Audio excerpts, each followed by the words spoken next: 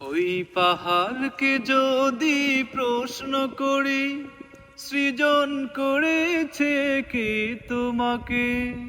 ভাষাহীনা এক জবাব পাবো, আমার প্রভু তিনি আল্লাহ মহান। ওই নদীকে যদি প্রশ্ন করি, সৃজন করেছে কে তোমাকে? ঢেউে ঢেউে তার জবাব পাবো, আমার প্রভু তিনি আল্লাহ মহান। ওই পাহাড় বলো নদী সাগর বলো, সবই যে প্রভুর দয়ায় ফুরান।